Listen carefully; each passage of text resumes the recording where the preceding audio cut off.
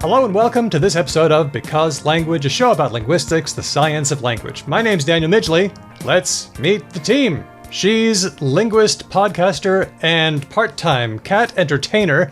It's Hedvig Hurgard. Yes, I have cats and they need entertainment. This is true. Thank you very much. They're very demanding. Yeah, they're very active. They want to be played with. They need the wand to move in an unpredictable pattern. This is true. Don't we all? They're not a linguist, but they're also not Ben. It's our good friend and Ben's actual partner. It's Ayesha Marshall. Ayesha, thank you for coming on the show. Thank you so much for having me. I love hearing about Hedvig's cat because, on the other hand, I have a 16-year-old demented cat with chronic kidney disease that I manage at home, who has long lost her interest in wands. So it's so nice imagining her when she was younger, and when I see other cats who still have that energy, I really, really love it. Aw, give her a pat for us. We love the idea of doing partner episodes. We've had Hedvig's partner, Stephen Mann, is coming on to our next journal club, so it is great to have you here. Tell us about yourself a little bit. Oh, gosh. Well, I am a medical doctor and I work in intensive care. I also work in medical education, and I do a lot of work in terms of social justice, intersectional feminism, and increasing sort of gender parity and gender representation in medicine. So I have just a lot of interest in that area. And my other medical area is also palliative care. So just wide-ranging interests. It is great to have you. We have a couple of special guest co-hosts. First up, Lesley Woods, who is a doctoral student at the Australian National University, or ANU. Hello, Lesley. Hello, how are you? Doing well. Tell us about the kind of linguistics that you do. I'm currently working, doing my PhD, as you just said. I'm writing a plain language grammar of my language, Ngiampaa, just to make it accessible to the community. Decoding linguistic terminology.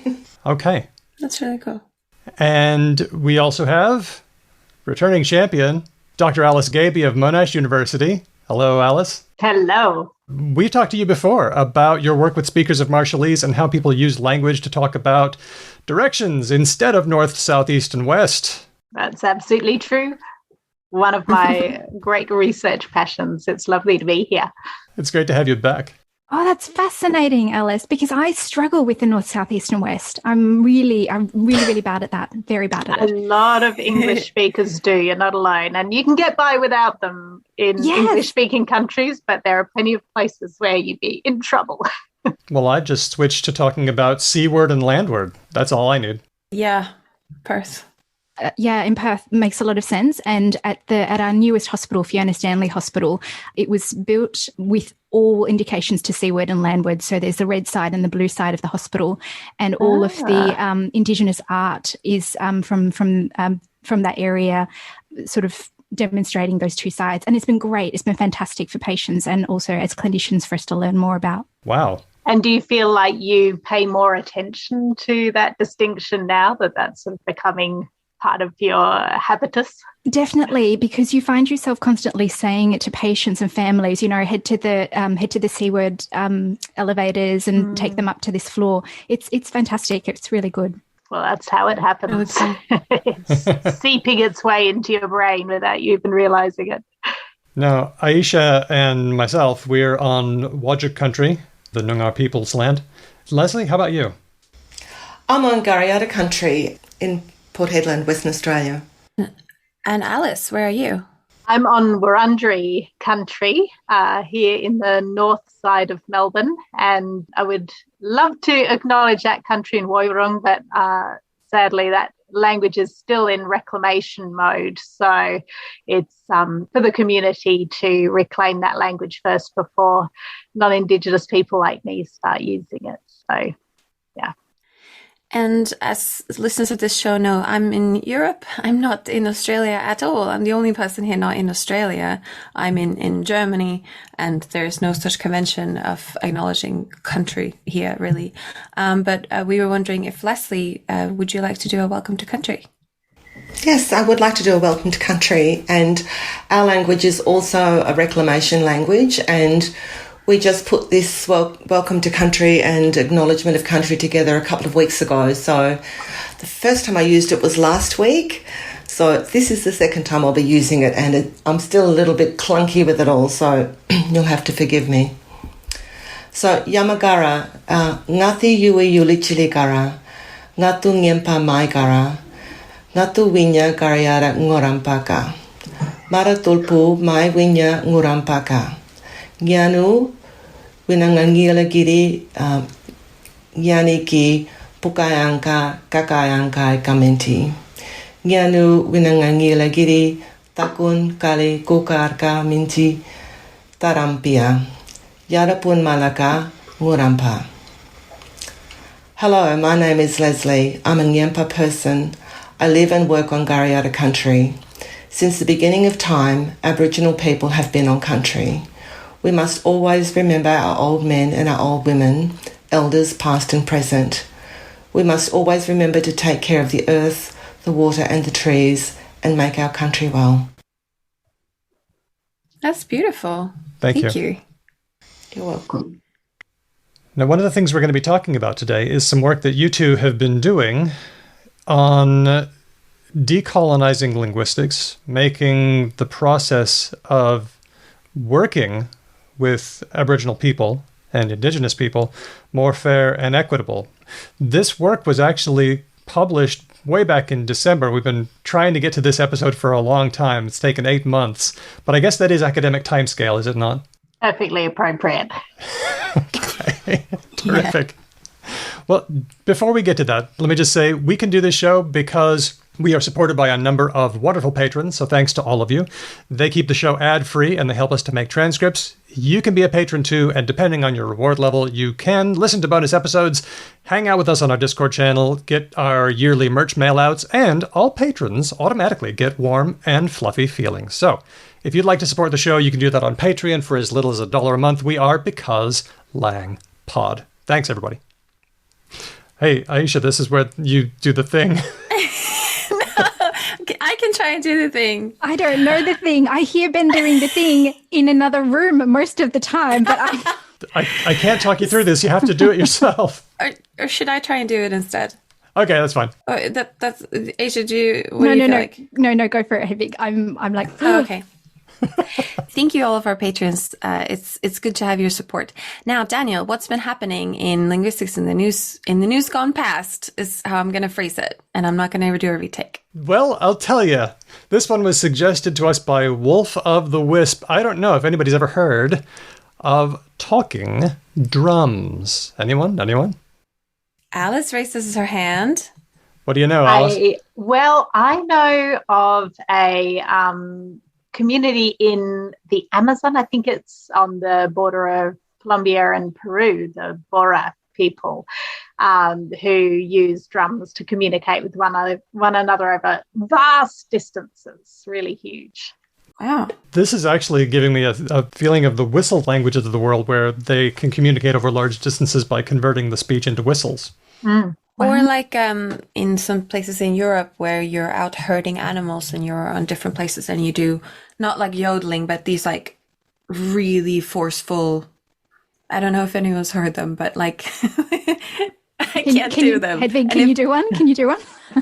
They're so loud, and it's 8 a.m. in my apartment building in Europe, and it's a Sunday, which when we're recording, which Germans consider to be a place of silence, so I won't do it, but there is a style of singing, you can say, that's just like incredibly loud. But all of these things are meant to be getting your language across large distances, is what I want to get at. It's the regular words, but they're just projecting them a lot louder, or is there a sort of modification of the language? No, they're modified, and they're in this singing style that's really loud. And you do them both to animals, but also to people. It's like you want your animals to come to a place. I'll find a recording and maybe Daniel will spice it in. We will add a link on the blog post for this episode. That's becauselanguage.com. Well, this is about the dun-dun. I'm not saying dun-dun, I'm saying dun-dun, because this is about Yoruba. Yoruba, a language of Nigeria, I believe. Yeah. Yep, that's right. And the dun-dun is their talking drums. Now, this is some work in Frontiers in Communication. And we're talking about something called speech surrogacy, where instead of speaking, you use some other thing as a surrogate. Now, the thing about Yoruba is that it has tones. It has 3 tones, rising, falling, and flat. So that's why the drum is not the dun-dun, it's the dun-dun. And the drum has 3 tones as well. And that's because there's a ring that you can use to increase or decrease the tension on the skin so that you can actually give it a bit of a oop or a oop, a little bit of tone, which is very cool. I was going to try to play this. Can I just play a couple of things? The first thing I'm going to play is a speech sample of Yoruba. Àgbọ̀ngbẹ òkun, alùgbùlùgbù ọ̀sà, bọ́sà bá ṣe bí òkun kò ní járí mú mi, omi lẹ́ngbẹ́ ni nílé alájogun. And then I'm going to play the drums.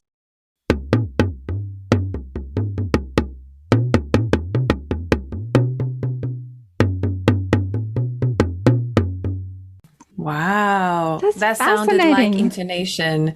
So cool. You can really hear the tones, right? Yeah, Yeah. and Bora is also a tonal language, so it makes sense. I mean, right on the opposite side of the world to Nigeria, but it makes sense that, you know, for that kind of system to work, you need those tones to cue into what the words could potentially be. These are strategies, aren't they? So what this research team did was they wanted to see if there was really a connection between the speaking and the drums. So they got recordings of people saying sentences in Yoruba, and then they got professional drummers who'd been drumming for decades on the dun-dun to mimic what they were hearing, the speech that they were hearing. And then they did some analysis of the pitch and the tone and intensity, and they found that there was just a wonderful correlation between them. The talking drums really are able to mimic speech. Yeah, that's really neat. I was wondering, do they use the talking drums to as part of music to convey the same things that are being spoken at the same time, or are they used in place of? Do you know? In the experiment, they were doing 3 different kinds of things. They were using drums as music, drums as rhythm, and then drums as speech. Other experiments that have been done using the dun-dun have relied on the first 2, but this is, to my knowledge, the first time when they've actually taken speech and tried to make a direct substitution and then see if it worked. And it really, really did. Cool. Thanks to Wolf of the Wisp for that suggestion. Next, I wonder if anybody's had this experience. When I was younger in school, there was an activity where we had to work in a small group and decide our position on a certain issue and then present that to the class. And no one in the group wanted to say anything, including me. But I did, very hesitantly. And within seconds, I became the leader of the group. And I didn't want to be, but I was really surprised at how easy it was. All I had to do was talk. Has anyone noticed that the talker tends to be the leader, or do you think it's the person with the good ideas? Oh, God. Okay. Long silence. So None of us wants to be the leader. Exactly. The thing that comes to mind for me is that I do a lot of simulation training in medical education, and I teach people how to lead resuscitations. So if we have a code blue in a hospital and someone has needs resuscitation, we have a number of people that converge in the room. We have an actual MET team, which is a medical emergency team that attends. But in the interim, a number of people enter the room to try and figure out what's going on and to assist the patient. So there are a number of studies that have been done to look at how teams form in this particular situation and how you pick out a leader, because it's not just always a question of seniority. And the thing that I teach very specifically in medical education in terms of simulations for resus is that the leader of the team does not need to be the most senior, does not necessarily need to be the most knowledgeable in the room. The problem is in medicine, we have this tradition of hierarchy. It's a deeply hierarchical system that we are trying at the moment to flatten with limited success. And one of the things that happens is that we encourage a leadership and followership culture where the person who leads should stand away from what's going on, observe, sportscast, and close feedback loops. They don't have to be the person that's speaking the most, but when they do speak, everyone else has to listen.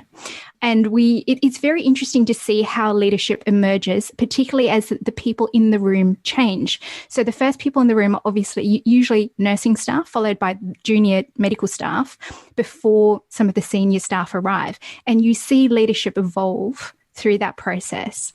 Wow. So I think this is so interesting, the Babel hypothesis in terms of how that would fit in, as well as the other cultures I'm talking about of hierarchy and, what's expected. Nurses find it very difficult to say to doctors, you need to go and do this at the moment. But we're actually encouraging that, because we find that you get a far more you get a team that works better when there is just this sense of wanting to work together and sort of dropping your titles of doctors and nursing staff when you go into work together. Really? So is it usually a person who's like first on scene who ends up being the leader? Well, yes. So the first person there has to start sort of, you first have to start your resuscitation of the patient, but the second person that comes in, you then have to look at each other and make a decision, and you have to vocalize it. So this is the thing that we were finding was happening. People were stepping into leadership positions, but not saying it out loud. And we literally train people to say, I am now handing over leadership to Evan. We ask everyone to use each other's names. And once that's done, everyone should be turning to Evan, for example, and feeding back everything that they're doing and everything that they're saying back through that person. And that person's main job is to keep bringing all of the information that we're collecting about what's happening to the patient and their deterioration to the one space and sportscasting it out to the rest of the team again. So their job is mainly communication and coordination. You don't actually have to know it very much at all. You constantly sort of ask your team members for their input as well. So it's an area that is still very fluid. We're still learning a lot about. We're still doing a lot of studies in. But this, just even thinking about the person who speaks the most, for me is fascinating. I'm just thinking, as I now go and watch a few more simulations, I'm just going to look for that specifically as well. Yeah. Yeah. Well, this has been, as you say, Ayesha, has been referred to as the Babel hypothesis. The one who speaks the most is the leader. It's the subject of some new work by Neil G. McLaren of Binghamton University and a team who went along with whatever he said. This was published in the Leadership Quarterly. And they found out that who the leader is depends not just on who says the most important things or the good input, but the one who talks the most. They gave groups a task. And then at the end of the task, they asked them to nominate 1 to 5 individuals in the group who they thought had emerged as leaders. And they found that speaking time was the most direct factor, even when you accounted for intelligence, personality, and gender. I've been to journal clubs and book clubs now that we're all on Zoom and Skype and Big Blue Button and what all of these things are called.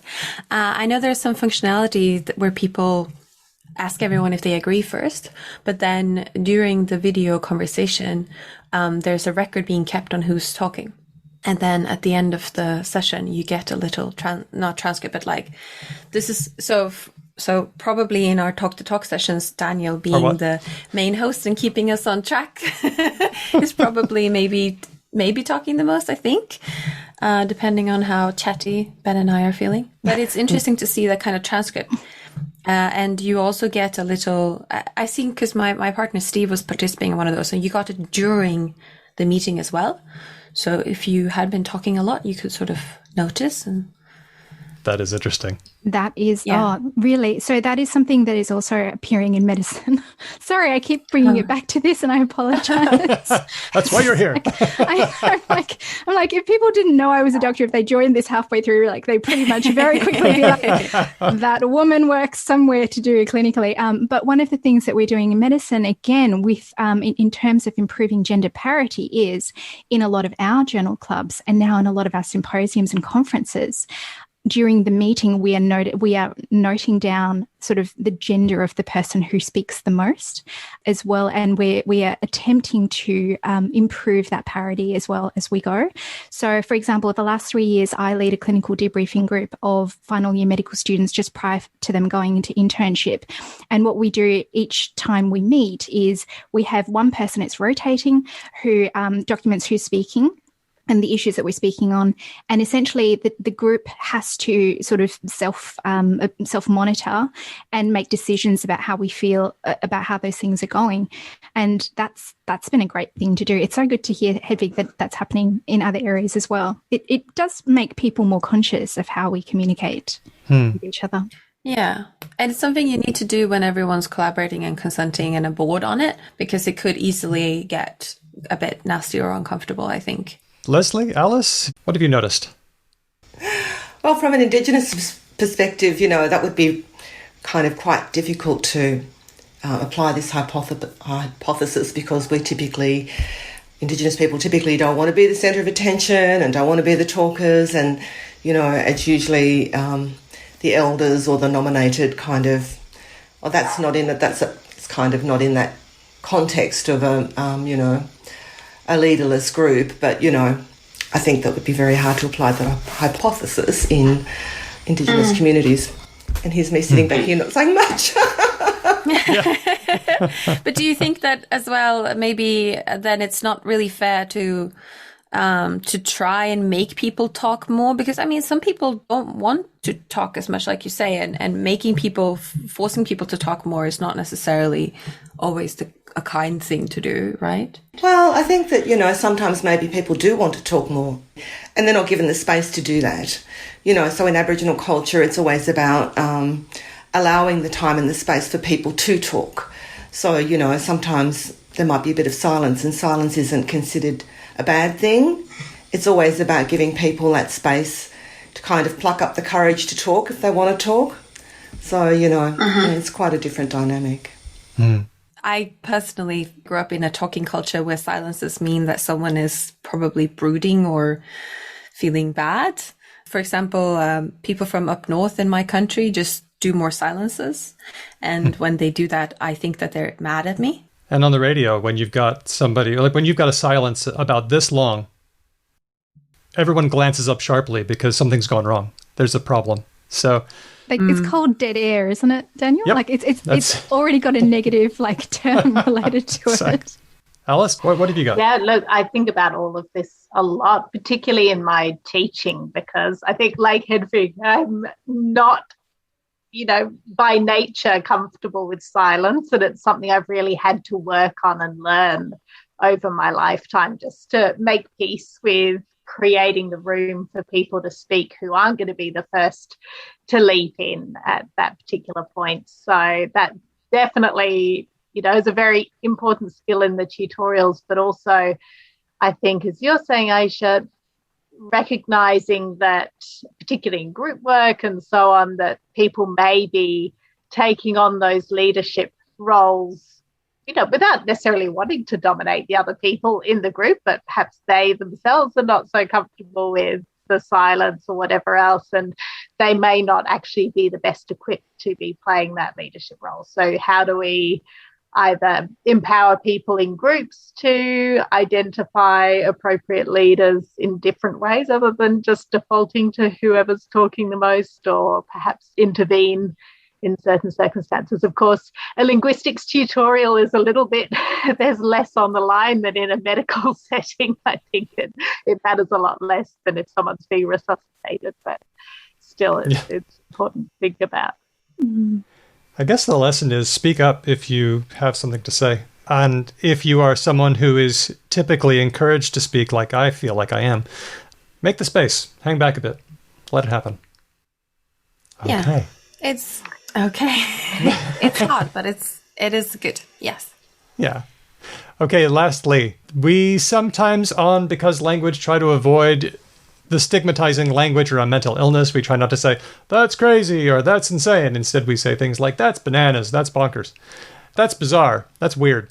And we sometimes wonder, does it do any good? But this is some work from Nora Volkow and a team from the National Institute on Drug Abuse of the National Institutes of Health in the USA. This was published in Neuropsychopharmacology. They argue that language plays a major role in shaping thoughts and beliefs, and we can counter harmful stereotypes in the mental illness sphere by adjusting the language we use.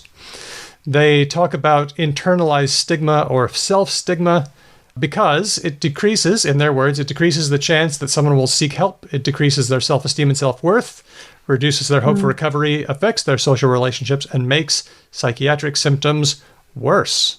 I can believe that. Yeah. Definitely something that we see. Yeah. Yeah, what have you noticed? Oh, gosh. I mean, we have been fighting this for a very long time in terms of referring to patients with their illness rather than, so instead of saying, oh, the diabetic patient, we would say the patient with diabetes. But it sometimes feels like a bit of a losing battle. People in medicine, we're trying to convey a lot of information and in a short amount of time. We're time pressured, and very frequently I find people still referring in that way. But I would agree that in mental illness and addiction in particular, you really need people to be separate from the things that are happening to them and the way that they perceive themselves. So rather than, and I think as well, it's a leaky space linguistically, or in terms of how people understand it in the community, because words like psychotic have very specific medical meanings, but have a very different meaning, when used by a lay person. Even things like schizophrenic now have taken on different meanings, and we are very reluctant to use words like drug abuse. We tend to talk about drug use disorder now because we understand many of the pressures and other factors that feed into why people use certain drugs and other substances the way that they do. It's a highly evolving space, but I think starting out with how we choose our language around it is really, really important.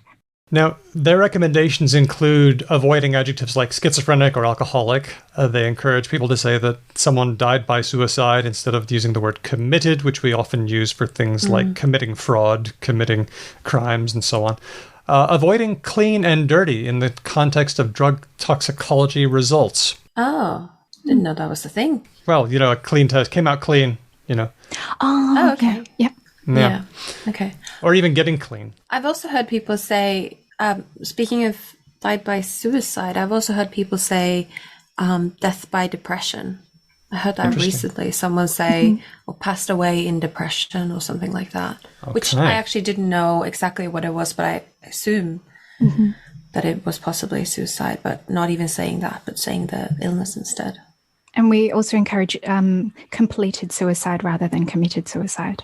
Oh, wow. I haven't heard that one. This was controversial, though. Like, Ayesha, you mentioned saying a person with schizophrenia instead of a schizophrenic person, which makes sense. And this was their recommendation as well. However, in many spheres, like, for example, autistic people themselves overwhelmingly prefer identity-first language instead of person-first language. And so now they're advocating person-first usage. Many people themselves advocate identity-first usage. It's a whole thing. Do you think, Daniel, that that's the difference between an illness and an identity? Again, in terms of neurodivergence, it's still an area that we are struggling to classify in terms of whether this is a divergent neurotype or whether this is an actual whether this different physiology that exists within the brains of people who have who are neuroatypical. Even saying neuroatypical feels a little bit stigmatizing. It is actually an illness or not. So classification around those things still remain, I think, challenging. Not everyone identifies with their illness. A lot of people feel a lot of relief once their illness is named, though. I think I take my cue on an individual basis from patients based on how they identify themselves to me sometimes. But I wonder, that's the thing that comes to my mind, because I agree with you. I have a lot of friends and colleagues who prefer to refer to themselves as disabled or autistic, or and so that's that's their personal preference, and I would take their lead on it. I don't know. I think it's heterogeneous. So exactly, and maybe that's not really a problem. Maybe we are able to deal with that. Maybe we're able to deal with some variation. Maybe we don't need all to just go by one rule. I mean, I think the one thing I would say on that is that, it's really important to be attending to language and respecting how people want to be labelled themselves in the first place, and then following what seems to have the best effect in terms of the research as well. But all of this needs to go alongside social change that is reducing the stigma associated with these things, because otherwise we see the words end up on the euphemism treadmill, as it's known, and no matter how shiny and new and completely free of stigma a word is, if it stays attached to something that is socially stigmatized, it's going to eventually be pejorative. So yeah, great point. Yeah, the euphemism treadmill, it happens with so many things. I've seen it happen in Swedish with various words for people who clean places. So it used to be cleaners, and now it's caretaker of localities. And it's like you say, Alice, that becomes a stigmatized word instead, because people still look down upon people who clean our places and make sure they're hygienic and safe, which is important work. But if we spend a bit more time working on respecting the people doing that work and not just changing the word. Yeah. So they also note in the paper that when there were doctoral level clinicians given case studies, some received the language, this is a substance abuser, and others got the case that said this is a case of substance use disorder. And whenever the person was described as a substance abuser, the clinicians were more likely to favor punishment instead of not. So the language we use definitely has persuasive power, even if language affects our thinking in limited ways. I wish that the paper had been a little bit more presenting their own original research to show that, oh yes, look, this language had this effect. Instead, they were kind of revealing a lot of other studies that they were sort of bringing to light. And I was glad for that. But at least it was interesting to see what people in the health field think about language at this stage. Yeah, that's really cool. That gives further motivation to continue trying to use fair language.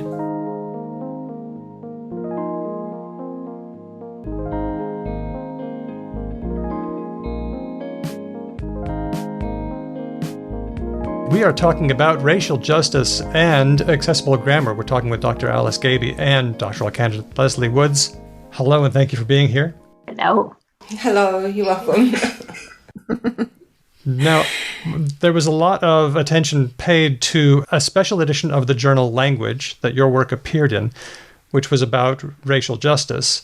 I thought that your work was really interesting here. I was wondering how you came to be involved in it. Well, Lesley, correct me if I'm wrong, but I think the real impetus came with Lesley's wonderful master's thesis, which she completed way back in, what would it be, about 2017 maybe? Yeah. Yeah. So she interviewed Lesley, do you want to summarise that master's thesis? Yeah, well, I'll give a bit of background to it as well. Being an Indigenous person within linguistics over a very long period of time now, I've been studying part-time, off and on, because of family and other things going on. But over a long period of time being involved in the field of linguistics as a student, and, coming across lots of things that were upsetting to me as an Indigenous person about the way things were done. And, time and time again that, I'd come across things, and it was a really often uncomfortable place for me to be in. So, and at times I felt like pulling out because it was just too hard. It was too upsetting, and I couldn't, particularly when I was doing my master's degree at Monash, where I ended up catching up with Alice as my supervisor, and the topic of, research methodologies and what that was all about. And, that's when I kind of hit a point for me, and I went, you know what, something's got to change. And, I was questioning linguists around me and saying, why don't we have all of, why don't I hear about Indigenous voices in this space? Why am I not hearing about Indigenous methodologies or what Indigenous people think about this? I said, there's no authors, none of the readings include Indigenous authors. And I wasn't even sure at that time how many were around, because in that particular course I was doing, there were none. And so I thought, well, maybe I need to do something about this. So I decided to undertake my research project on ethics in linguistic research and see where things were at.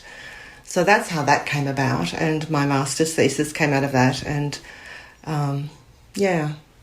Wow. One thing that came up last year when we talked to some folks from Living Languages was that linguists would sort of find old descriptions of, for example, Aboriginal languages, but the descriptions of the languages would contain some pretty terrible things, some pretty terrible comments about the people themselves. Yeah. Is that kind of what we're talking about here?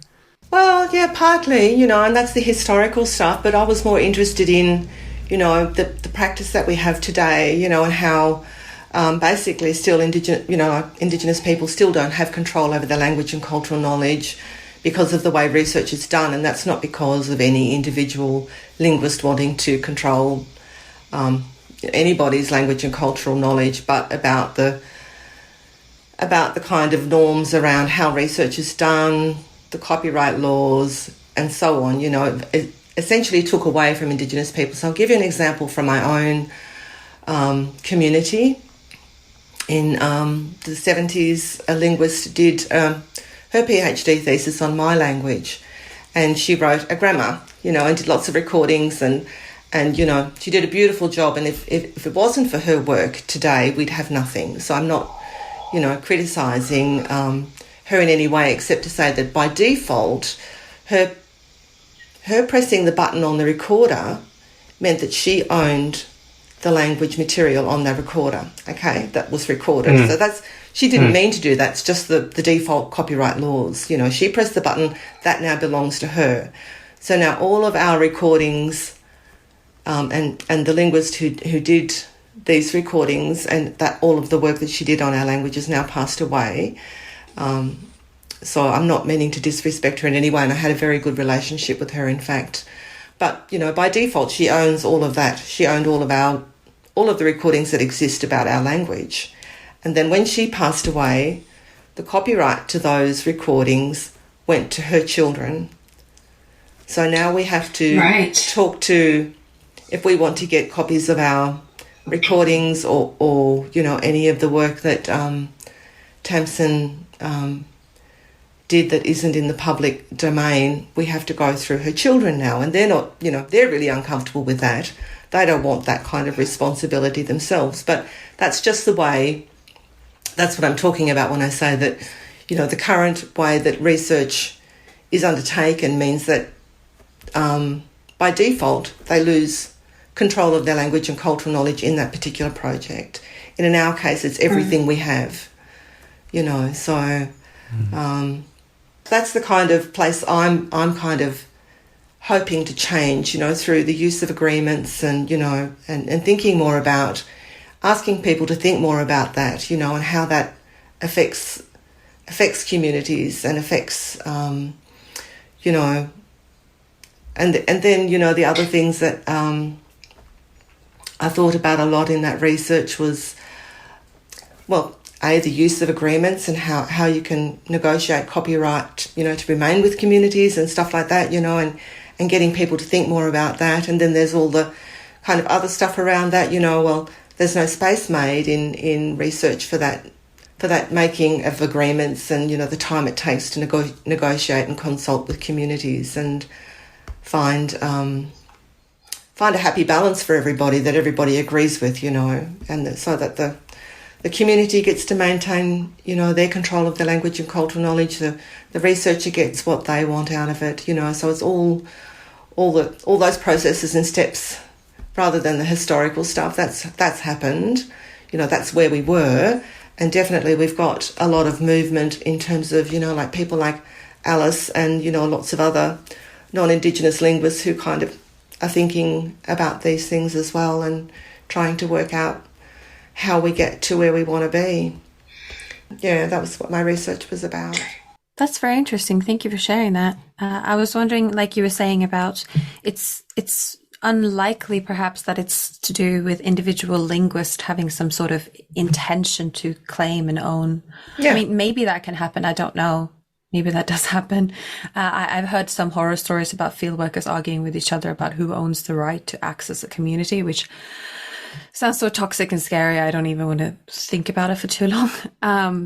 But maybe the bodies that are important here are things like departments and universities, as well as individuals, so like a structural problem, because there are people who are doing their individual things. So do you think that conversation is happening as well at like the level of universities and chancellors and whoever else is in that space?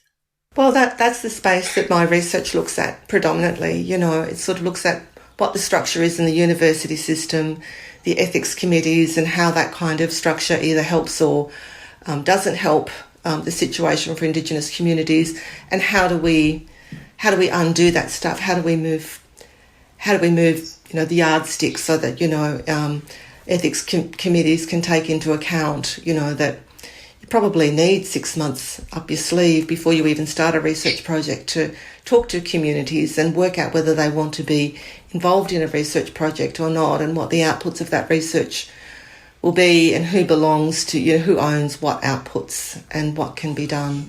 It takes a good, probably more than 6 months, but let's say, just to be, make it possibly appealing to universities in any sense at all, that, we might have a 6 months window before we start a research project, whether it be honours, masters or PhDs. And, and I'm also thinking about funding bodies doing this kind of thing. We talked about that, so the Australian Research Council, and talking about, how there's no space made for that consultation to happen prior to submitting an application. So you submit an application, it's meant to be, a whole thing, and you either you get funding or you don't get funding, but where is the space made or the funding, perhaps seed funding for a big research project, here's $10,000, $20,000 to go out and do your consultation, go away and do your consultation, come back to us with a fully formed agreement, that shows that the Indigenous community are on board, all the outputs are negotiated, who owns what, it's clearly understood. Perhaps that's another step we need to kind of put into funding bodies as well. And I believe that's, somebody was saying last week when we had this yarn, that's sort of happening to a degree in health research already. So, we've got a model, there is a precedent. Why can't we apply this now to linguistics and other social sciences research that takes place within in Indigenous communities, I think that would be a huge step forward, but also alternatively looking at funding communities to engage a linguist to come out and work with them on language documentation and description, and really putting that language down for future generations, but on their terms, rather than funding the linguist as the sort of owner of the project. Yeah. Thanks, Alice. And that's something else I do talk about. I talk about communities developing their own research agendas, and, putting the call out. We need a linguist, we need an anthropologist, we need an archaeologist. What do we need? We need people to come and work with us on the things that we want to achieve on our own terms. So it's really important for Indigenous communities to understand the value of research and what research can do for them, and not be scared to, say, well, we need, a linguist to come and work with us, But, a lot of Indigenous communities at the moment are really shy of linguists and other researchers, because of the way things were done in the past. So we need to get over that hurdle and, get to the point where it's like research is a good thing and it's something that can help you, and this is how you can engage researchers to come and work with you. And let's not also forget that there is a big role for Indigenous linguists to be doing the work. But I feel like that's also kind of a double-edged sword, because it's kind of like white linguistics says, oh, thank goodness, an Indigenous linguist. Now you can work to fix all the bad stuff that we did that affected you, but now you can be the one to fix it, in addition to your regular work. Anne Charity Hudley said this herself. She said, as Black women, we're programmed to take the fire, but it's getting old. Yeah. And, when we had Ruth Singer and Felicity Meekins, put forward the idea for the Decolonising Linguistics Study Group. They took the baton. They said, we hear you, we know we need to create spaces for these conversations to happen. They took the baton and they approached me and said, do you want to do this? And I said, well, yes, I do want to do it. I want to see it happen, but I'm getting tired. This kind of work is not only re-traumatises you, but it's also exhausting. And as Vicky Cousins, one of the participants in the research, said, the time for educating white fellas, whether they're linguists or, other university people, is over. I'm tired. I just want to kind of, put my energy into my own community. But, for me, it was like this was too important. It was like I had to do something, and I did, and hopefully a book will come out at the end of this year. But, it's taken its toll. Yeah, can you tell us a bit more? So I heard about this. It's an Australian-based study group called Decolonising Linguistics, Spinning a Better Yarn. And there was the first session just this week or last week. And you did a presentation together with Dr. Jacqueline Choi. That sounded really interesting. Can you tell us, I think a lot of what you talked about now maybe was part of the first session. Is that right? Yeah, it definitely was, and I just kind of did a brief kind of very rough overview of what was in the manuscript, and talked about that. And then we took questions afterwards. It was about an hour and a half long, so it was a really good way to kick off the study group. And we hope that, Jackie has been, a PhD for a very long time, a doctor for a very long time, and I've just yet to get my doctorate, hopefully next year. But, there's not many Indigenous linguists out there at the moment, it's because the field has been so difficult to work in and so culturally unsafe to work in, I would say, that I think a lot of people, and there were many times throughout my time as an undergraduate student and doing my master's, that I just felt like dropping out because it was too hard, so we don't have many Indigenous linguists coming through. We need to make this, a more comfortable space, a more culturally safe space for the future generations of young linguists coming through, so that we do have more linguists, and I don't want anyone to ever have to go through like what I've been through. So, I'd like them to get into linguistics. Their voices are heard and valued. Their work is valued. They can just get out there and do the work without having to put up with all the stuff that I've had to put up with and other people. Yeah. And it's interesting that you say that, because coming from Europe, as I do, I know that a lot of people who do linguistic fieldwork who come from Europe and America and other places look to Australia partially as a leader in this realm. Oh, good. Excellent. Yeah, no, I hope I've interpreted my fellow linguists correctly, because I remember even as an undergrad hearing about that in Australia there was discussions about copyright and ownership of data and ownership of language.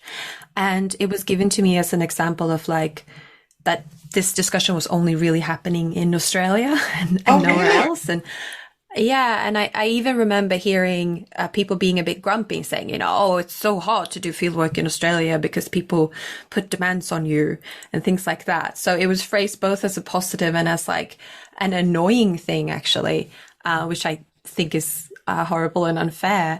But I really remember, I think a lot of people look to Australia in leadership in this realm, actually. I think North America's doing a lot in this space as well, and they're talking about this also. I come across a lot of really good publications by various Indigenous linguists, and they've got more linguists over there than we have in Australia, so they're already ahead of us. So I'm kind of looking to what they're doing in America. I've been looking at the North Americas and Canada and places like that to see what they're doing, and there's, some really good publications that have come out of those areas that I drew on quite heavily for my research. But, there's no voices yet in Australia. Well, up until just recently, we've started having people talking about this, and I'm not the only one. So that's, the conversation has been going on for quite a long time, but we've just haven't got to the place. I think Jeannie Bell, who my research is dedicated to, was my champion Indigenous linguist before me, and before her was Efezel, an Indigenous linguist called Efezel. But, they were making noises about this a very long time ago and making, with a couple of publications, but not a lot. But, I found that, and even for myself in my own work, that as an Indigenous linguist, your voice is silenced or ignored, so it's I've kind of had to make a big noise in a way to kind of get my voice heard. And I think Alice helping me with my master's thesis, giving me the courage to keep doing it, has been a huge help. But, it does take it out of you. It's exhausting, and I just want to see things change so that, other people don't have to fight this fight. As Daniel was saying, I think it's unquestionably a wonderful thing for linguistics, and it's just sad that I think it does come at a cost for you, Lesley, and I think we are profoundly grateful that you have put in that time and effort. I'd just like to move on and do the things that I want to do now without kind of, Yeah.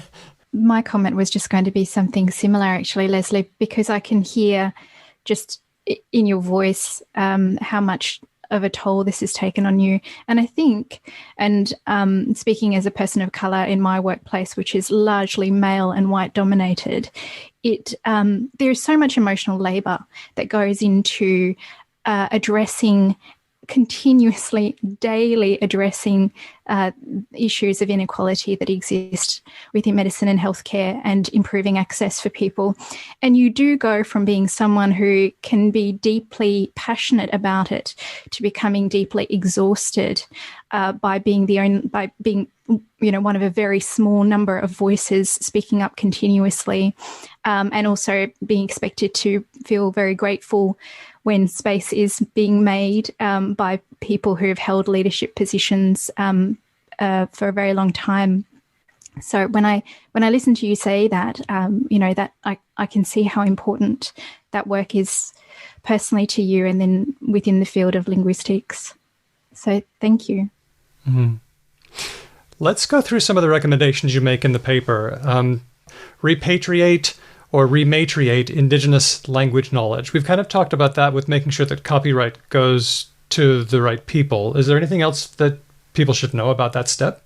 Do you want to speak to that, Alice? Sure. Yeah, look, I think there's a lot more to it in the sense that historically, again, as Lesley says,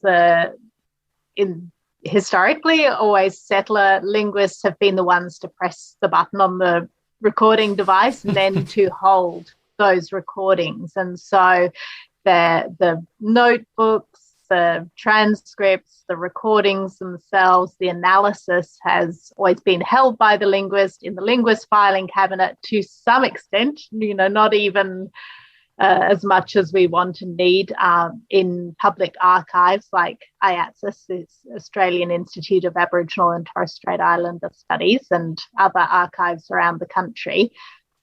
But even when the materials are in archives, communities typically have to go back through the linguist or their descendants for permission to access those recordings. So, the knowledge that has been contributed to the documentation project by the elders in the community, or anyone in the community, is then in a very real sense owned by outsider linguists. And so I think it's absolutely crucial to ensure, as linguists, whether Indigenous or non-Indigenous, whether from the community or not, ensuring that all our work, and in particular the recordings we make, are returned to that community, if not owned by the community from the very get-go. We're talking about, that whole thing about having the same goal, as documentary linguists, want to help Indigenous languages survive. Well, I don't know if survive is the right word. They want to document the language before the last speakers die, is usually what you hear. That's the kind of rhetoric we hear around endangered languages, where endangered languages communities might actually have the goal of language continuance. Mm. We want our languages to be living. We want the languages passed on as Richard Grounds says, breath to breath, where you've got an endangered language community, and he says, in his particular case, a few old language speakers left, the linguist is coming in and taking up the time of the language, the elders, and there's a competition of time on the energies and time of the elders to teach the language back to the communities then, So we've got this kind of understanding now that documentation alone doesn't save a language. Whereas linguists talk about we're going to save the languages by documenting them, we're going to write a grammar, we're going to write a dictionary, there's going to be all these recordings, and then they go away and write that all up in language that nobody can understand apart from other linguists, and sometimes not even other linguists. Yeah. And they've saved the language. Well, it took me almost 20 years to get to the point where I could work on my own language and unlock it from the technical grammar, a technical language of linguistics, so the community could have access to it. So, we need to start thinking about that as well. We need to start thinking about, and we've had these discussions, haven't we, Alice, around, can linguists let go of their linguistic terminology? Can they kind of write in a way that would not lock out the Indigenous community from that language?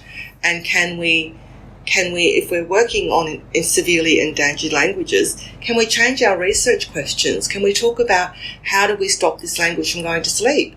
How do we create new speakers of this language before it dies, instead of quickly let's get in there and record it before it dies, because, we're not going to have the language soon. How about, we start thinking about how do we create the next generation of speakers instead?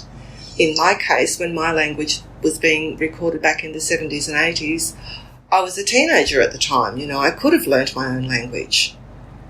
I could have been, if there was a focus.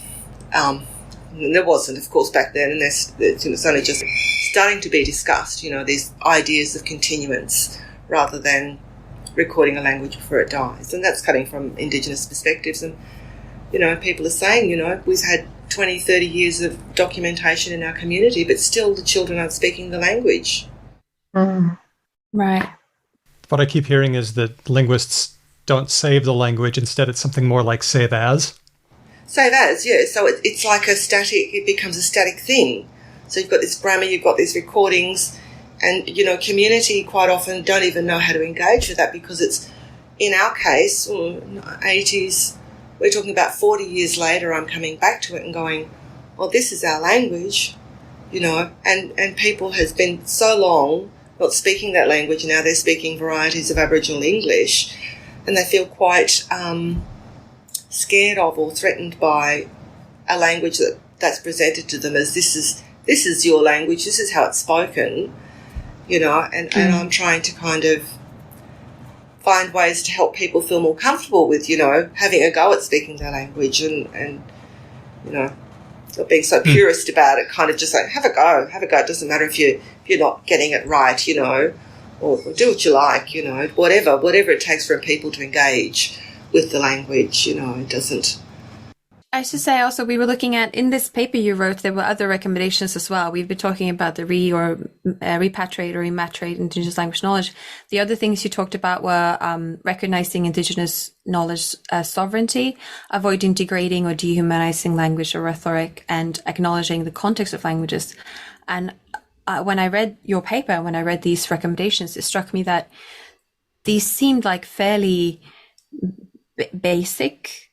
Like it didn't seem like it should be needed to be said, avoiding degrading or dehumanizing language. Like, it seems like an easy target. It seems like an easy thing to do, and I'm really glad to hear you say that, Hedvig, because we know that historically there's been, dehumanizing language used in the context of Indigenous people, even in linguistics, so that's the historical thing. But it's still happening today when we talk about language reclamation and things like that. We've got words like, help me out here, Alice, when we're talking about... Well, I'm not sure exactly what you had in mind, but I was thinking about a lot of the rhetoric around endangered languages and speaking about which sort of just erases the people who speak them, right, as though the language can exist on its own. And the analogy I always come back to is, we always think about these languages as living or dead when actually they're just vessels for the ideas of the people who speak them. And so, And I guess I was thinking about, like Indigenous people's use. So my use of, saying today's welcome to country in my own language or acknowledgement of country in my own language is often described as, memorialisation or valorisation of language use, and it's kind of reduced to this tiny little thing when, it basically describes, we can't use our language in any other context. This is all it means to us, is to use it in this kind of this way. But, that doesn't take into account, our aspirations for wanting to speak our languages again, not just for acknowledgements of country and saying hello and goodbye, but we really do want to relearn our languages and speak them fully again. And, these kind of terms like valorisation and memorialisation and stuff like that are quite offensive to Indigenous people. So I think we need to be thinking about that as well. If anybody wants to help, what could they do? If any of our listeners who maybe are linguists, maybe not, is there anything they should know at the end of this or be able to do? What I'd like for people to do is engage more with the Indigenous literature that is out there already, You don't have to wait for my book to come out. There's lots of great Indigenous literature from America and other places like, New Zealand, the New Zealand context, and North America and Canada and stuff like that. So just start engaging with the literature and I hear Hedvig saying, this seems like it's a little bit, we should know this stuff already. Why are we talking about this? And that's what I love to hear young people saying, because it's already, why are we talking about this? It's a given that people should be spoken about, basically, nice, respectfully, and all of those things, And that's what I found as young linguists have said to me, everything you're talking about, I just don't know why we're having this argument, or why it's even an issue. But I guess maybe they don't have the historical context, but it's fantastic to hear young linguists say that, because they're already there.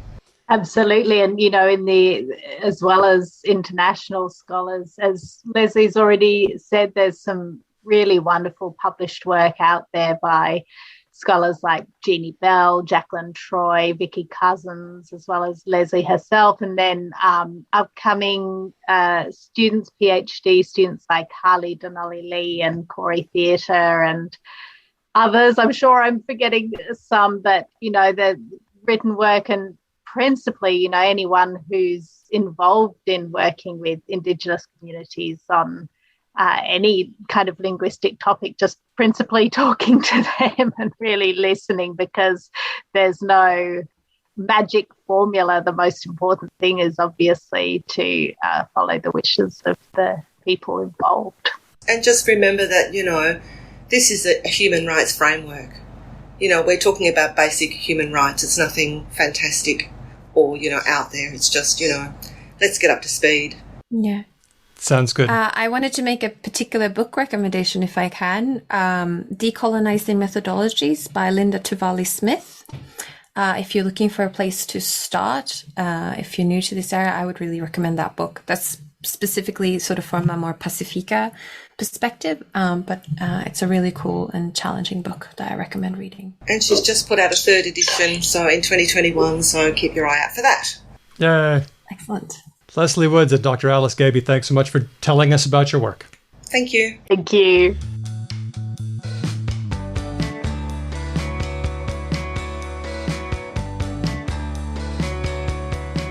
Words of the Week, our favorite segment. And is it possible, Lesley and or Alice, that you might have a word for us that you have noticed that is new, breaking, or just on your mind? Alice, your word?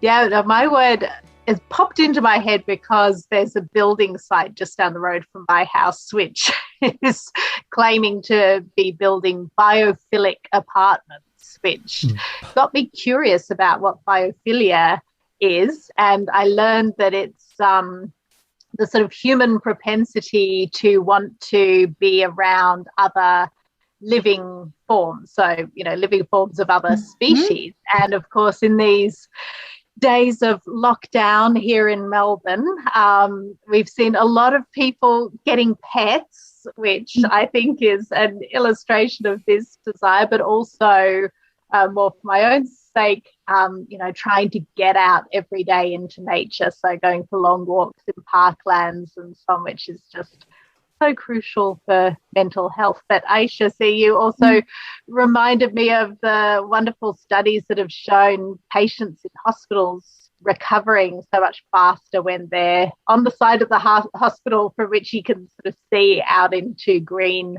spaces. Yes. So there's so many benefits for us all to be engaged with nature.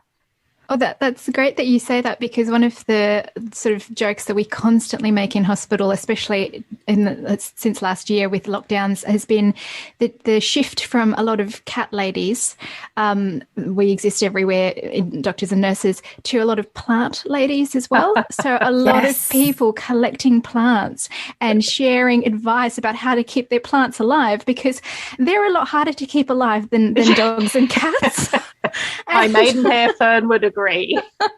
But there is, again, that sense of wanting to be around living things during this time of disconnection from other humans, and being so secluded during lockdown periods. And I agree with you, Alice. There is evidence. In fact, the newest hospital that I was mentioning before here in Perth, that had been designed with seaweed and landwood, has, in the intensive care unit, has some of the largest windows for patients within the intensive care unit to be able to look out of, and areas within the ICU that have gardens where we take a fully ventilated patient out on their bed with the ventilator, and they have sort of an hour of garden time with the physiotherapists and with the nurse, because we definitely appreciate benefits to that.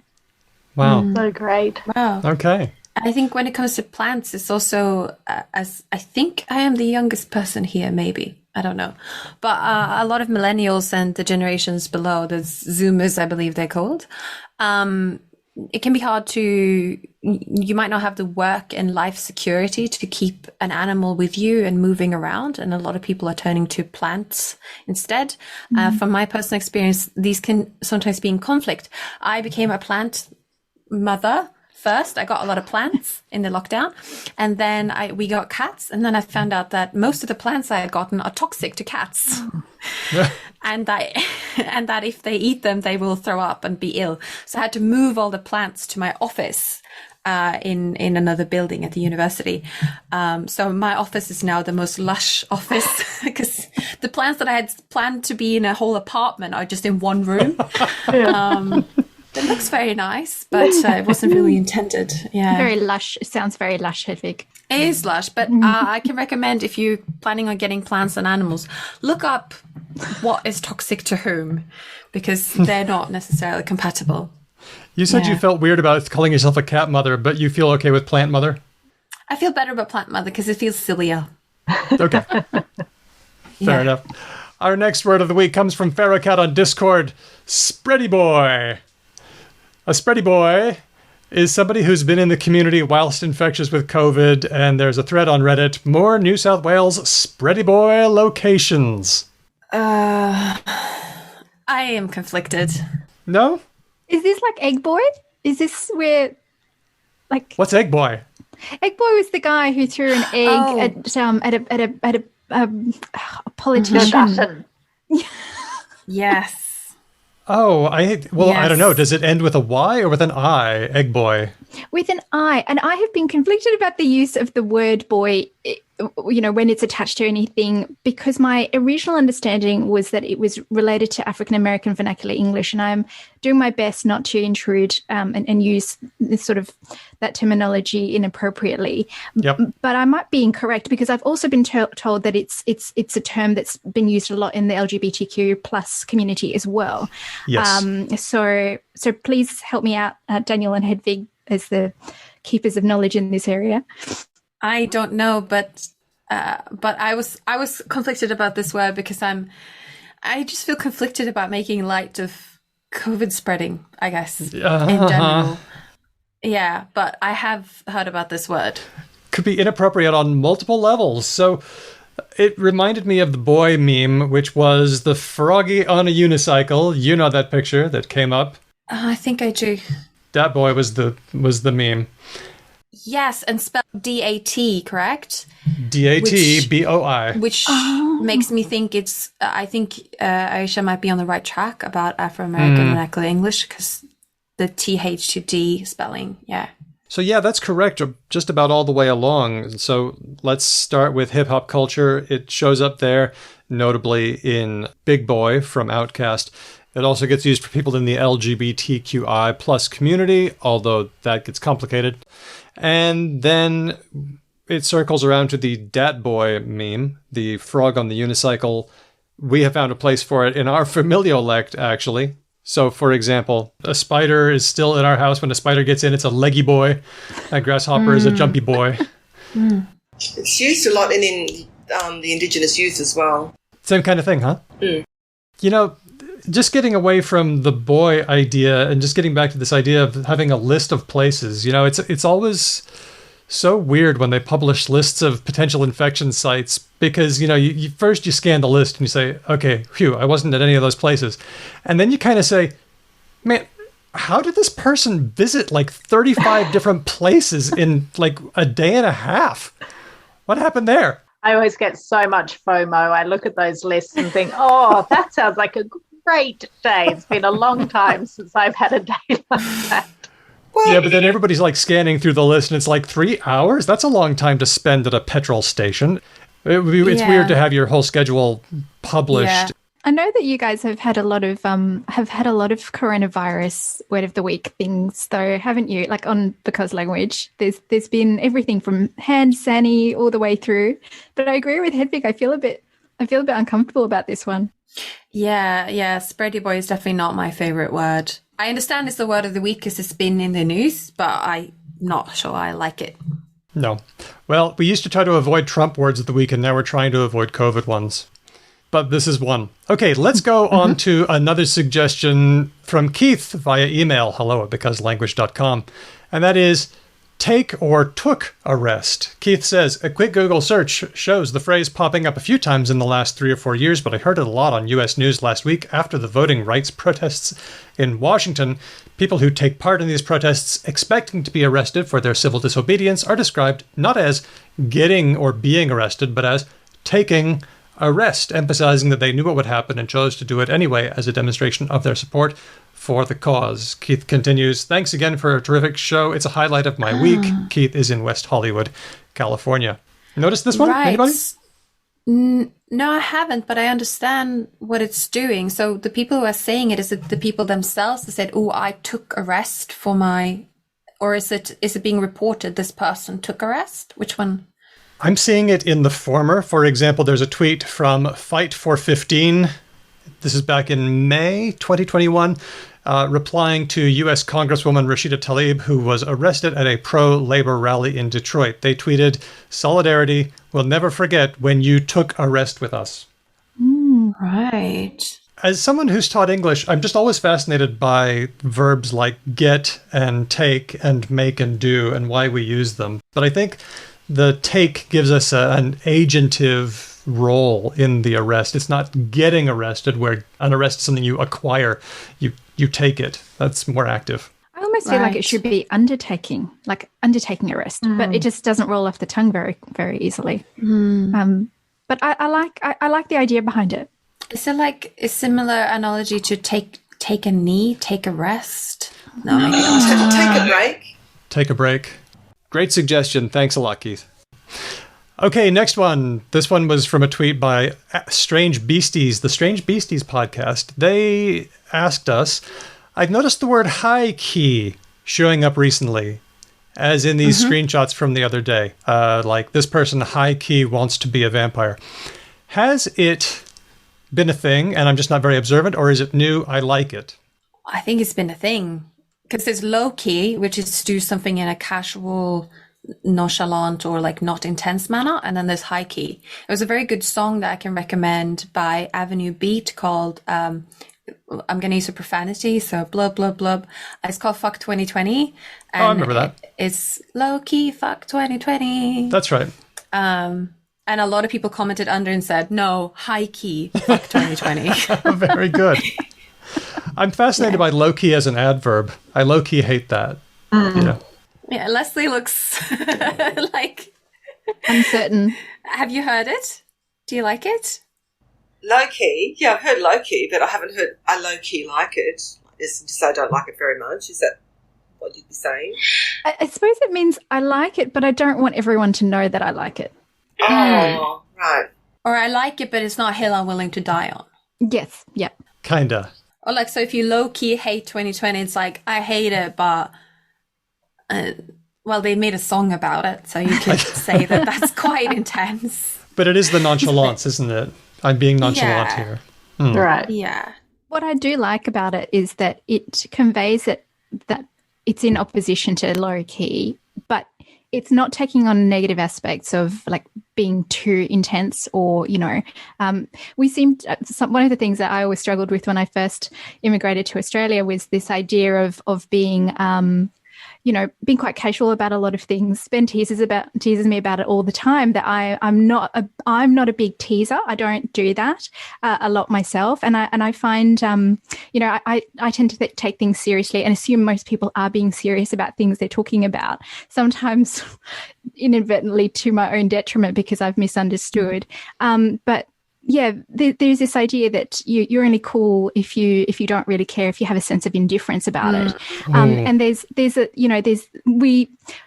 I say the collective, we look down a little bit on people who are a bit too earnest or a bit too passionate. And the word high key seems to convey to me that this is something that really means something to someone, but they're not being seen as, I don't know, being odd for liking it so much, for nerding out on it. And that resonates with me. Wow. Yeah, I like that too. I think that your sentiments might be a bit of an Australian sentiment as well. I know other Australians seem to want to be nonchalant. I've always perceived as a European that Americans are very earnest in their likes and dislikes. They're much less into this suave, cool thing, I think. Americans on vacation are always like, oh, I love this, and they mean it. Like they're just like honest in their appreciation of something, which can be refreshing. Yeah, I like that. I don't know. It's major generalization. All Australians and all Americans. It's not. Just a bit of a tendency, I think. So, Lesley, you've got a word of the week for us, I believe. Okay, so winangagari. Let's remember everything we've talked about today. Let's keep it in our minds. Oh, that's a wonderful way. Is it one word or a phrase? Yes, one word. Winangagiri, to remember. We must remember. Let's remember. Okay. I like that. So Love it. beautiful. So, biophilic, spready boy, take a rest, high key, and winanangiri, which in Ngiampa means remember. There are words of the week. Lesley Woods and Dr. Alice Gaby, thank you once again for taking some time and explaining your work to us and helping to hopefully improve the discipline of linguistics in future. You're welcome. Always a pleasure to see you all. Also, Ayesha Marshall, thank you so much for filling in the Ben spot. Great to have you. Thank you very much for having me. And yeah, I'm going to have a long chat to Ben about what I got to listen in on today. It was great. Awesome. That was a great discussion, a great yarn, as I've learned that discussions like that can be called. I really enjoyed that, and I hope we get a chance to return to Alice and Lesley's work, perhaps when Lesley has finished her PhD thesis. That'd be really cool. So I hope you enjoyed that episode. There might be more of that stuff coming. If you have a question or comment or feedback about this episode or any other episode we've made, you can always get in touch with us. We are Because Lang Pod on all the things. And by all the things, I mean Facebook, Twitter, Instagram, Mastodon, Patreon, TikTok, Clubhouse, and Substack. You can also send a good old-fashioned email to us. We are hello@becauselanguage.com. And if you enjoy this show and think that more people should listen to us and our guests, you can help spread the show. There are many ways you can do that. One of the best ways is to tell a friend about us, either in person or as Dustin of Salmon Stories on the Twitters. You can also leave us a review. In particular, in the Apple iTunes store is a great place to leave podcast reviews. You can keep that in mind both for our show and other shows you like. Really, iTunes store is a great place to leave reviews. Even if you're not an Apple user, you can try and get your way in there and leave a review anyway. Doing all of those things will help people find us. Right, so because Language has patrons who support the show, and because of them, we can make episodes and release them for free without any annoying ads. We can make transcripts thanks to the work of my client of voicing words. And that means our shows are accessible for people who can't listen or just don't want to. And our shows are searchable, which is really fantastic. And I say that just myself as someone who really appreciates that. Shout out to our top patrons, Dustin, Termy, Chris B, Chris L, Matt, Whitney, Damien, Joanna, Helen, Bob, Jack, Kitty, Lord Mortis, Elias, Erica, Michael, Larry, Bin, Christopher, Andy, Mai, James, Nigel, Kate, Jen, Nazrin, River, Nikolai, Ayesha, Moe, Steele, Andrew, Manu, James, Roger, Rian, Jonathan, Colleen, Glyph, Ignacio, Kevin, Jeff, Dave H, Andy from Logophilius, Samantha, and most recently, Zoe. So thank you to all of our patrons for your support.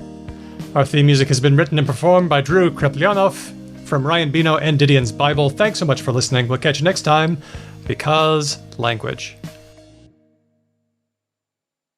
Would it be fair to say that you're an inadvertent cat mom? Would that be how I should introduce you? Inadvertent cat mom. No, I'm still on the fence about cat mom and cat dad. Okay. I still feel... it's growing on me. That's okay. Inadvertent cat person. That would work. No, but I think I am a cat person. Oh, so how would you describe this catness being thrust upon you? Awoken by kitties? In a state of feline awakening. No, that sounds like it's something sexual. I don't like that. Oh.